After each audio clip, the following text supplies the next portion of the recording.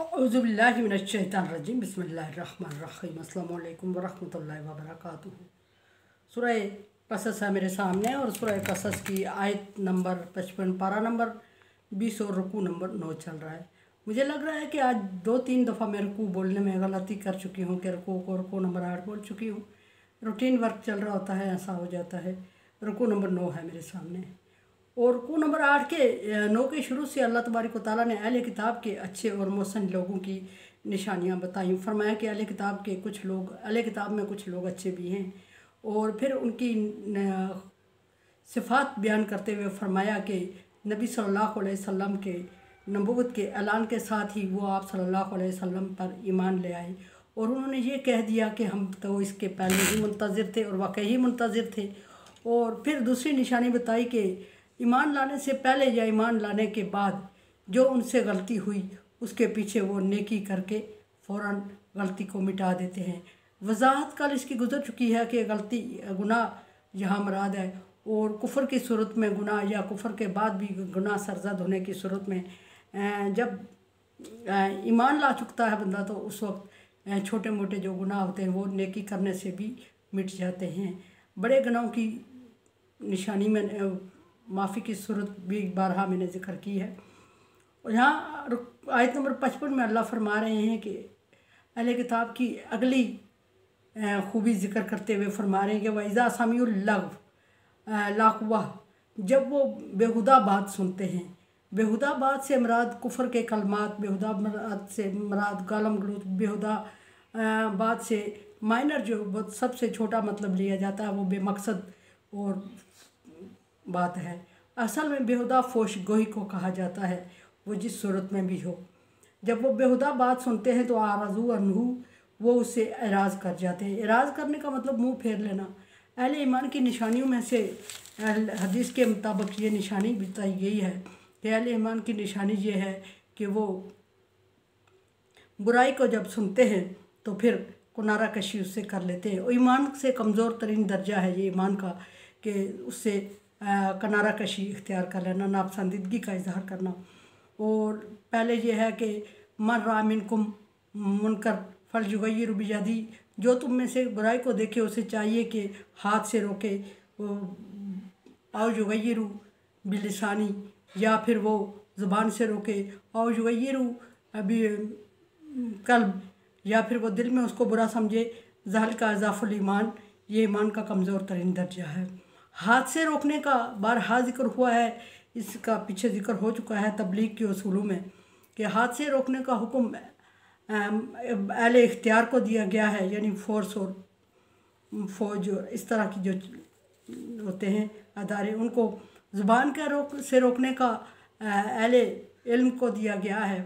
आलम दीन उलमाए कराम को ये इख्तियार है कि वो बुराई को देखें तो ज़ुबान से रोकें, देखे बगैर भी वाज़ो तबलीग करें और लोगों के दिल में बुराई से नफ़रत पैदा करें। और दिल में बुरा समझना अवामन नास के लिए हुक्म है कैटेगरिकली कि वो दिल में बुरा समझें। अक्सर हम ये कहते हैं कि हम इस चीज़ को बुरा समझ रहे हैं जो वो कर रहा है, लेकिन वो बुराई होती है, उसको हम बुरा समझ रहे हैं, लेकिन उस बुराई में वो मुलव्वस भी होते रहते हैं खुद। बुरा समझने का मतलब ये नहीं कि हम ज़ुबान से कहें कि बुरा समझें, इसका ताल्लुक दिल से बताया गया है कि ज़ुबान से कहें कि वो बुरा कर रहे हैं और फिर उनके साथ उस काम में मुलव्वस या उनके साथ याराना भी रखें और बैठना उठना भी रखें, तो वो फिर ईमान का हिस्सा नहीं है, वो कुफ्र की तरफ चला जाता है। दिल में बुरा समझने का मतलब ये है कि दिल में उस बात को बुरा समझें और उन लोगों से नापसंदीदगी का इजहार करते हुए अलहदगी इख्तियार कर लें, उनसे अलहदा हो जाए। और वक्तन फ़क्तन अच्छे मौके पे लड़ाई झगड़े की सूरत जहाँ ना पैदा हो, ऐसी सूरत बना के उन्हें उससे आगाह भी किया जाए कि ये जो आप काम कर रहे हैं ये बुरा है और हम इसमें आपके साथ नहीं हैं शामिल, और इस काम की वजह से हम आपसे ताल्लुक़ भी ख़त्म कर सकते हैं। एहसास दिलाते रहें बुराई का। सिर्फ ज़ुबान से बुरा कह देना, वो किनारा कशी इख्तियार कर लेना भी काफ़ी नहीं है। ज़ुबान से बुरा समझ के उनके साथ मिल जाना उससे भी बुरा है। ज़ुबान से बुरा समझना और उनसे अलहदा हो जाना और वक्तन फ़क्तन उन्हें एहसास दिलाते रहना, ये बुराई है। फरमाया कि उनसे अलहदा हो जाते हैं। वकालू, और क्या कह के अलहदा होते हैं ये आगे डिटेल पीछे तो मैंने जिक्र कर दिया कि किस तरह अलहदा होना चाहिए उनको, और वक्तन फ़क्तन उनको बताना भी चाहिए कि ये आप बुराई में मुलविस हैं। यहाँ फरमाया कि कालू लाना आमालुना वलाकुम आमालुकुम, और ये कह के उन्हें अलहदा होना चाहिए कि हम अपने अमाल के जवाबदेह हैं, हम अपने अमाल के ज़िम्मेदार हैं और तुम अपने अमाल के ज़िम्मेदार हो। लेकिन वक्तन फ़क्तन उनकी बुराई से उनको आगाह करने के बाद ये होना चाहिए। अहले किताब से मुज़ाकरात के तरीके बताए गए हैं कि पिछली किसी आयत में डिटेल गुजर चुकी है कि अहले किताब से जब आप मुज़ाकरात करें तो पहले तो उनसे मुज़ाकरात अपने दीन के मुताबिक करें, लेकिन जब देखें कि मसला सुलझने के बजाय उलझ गया है तो फिर उनसे कहें कि तालू अला कलिमतिन सवाइन बैनना व बैनकुम, आए ऐसे अहकामात पर बात करते हैं जो तुम्हारे और हमारे दरमियान एक जैसे हैं। ये सबको पता है कि इल्हामी किताबों में कुछ अहकामात एक जैसे हैं, तो फिर उन चीज़ों को ले लेना चाहिए, मसले को उलझने नहीं देना चाहिए। लेकिन जब मसला उलझ जाए, अगर नहीं समझ आ रही है कि ये बंदा मेरी बात नहीं मानेगा, हमारे दीन पर नहीं आएगा, या हमसे समझौता नहीं करेगा, या हमारे करीब आने का चांस नहीं है, तो फिर उस सूरत में लकुम दीन हुकुम वलिया दीन, तुम्हारे लिए तुम्हारा दीन और मेरे लिए मेरा दीन, ये कह के अलहदा हो जाना चाहिए। यहाँ फरमाया कि उनसे कहना चाहिए लना आमालुन वलकुम आमालुकुम, हमारे लिए हम अपने अमाल के ज़िम्मेदार हैं और तुम अपने अमाल के ज़िम्मेदार हो। और फिर ये भी कि सलामुन अलैकुम, जिदा होते वक्त सलामती कहना चाहिए। अब कुफ़ार के लिए तो सलामती की दुआ मांगना जायज़ नहीं है, लेकिन सलामती की यहाँ दुआ मांगने से मतलब ये है कि अल्लाह तुम्हें ये नहीं कि सलामत रखे, अल्लाह तुम्हें दायरा इस्लाम में दाखिल होने की तौफीक अता फरमाए और तुम्हारे मज़हब और अकायद की सलामती और तहफ़्फ़ुज़ करे। और फिर आगे ला यब्ताग़ी जाहिलीन, और फिर ये कह लेना चाहिए कि तुम जाहिल हो और जाहिलों से हमारा कोई ताल्लुक़ नहीं है। ये क्या कि अलहदा हो जाना चाहिए। और कतई ताल्लुक़ी का मतलब ये नहीं कि उनसे लड़ाई झगड़ा शुरू कर दें और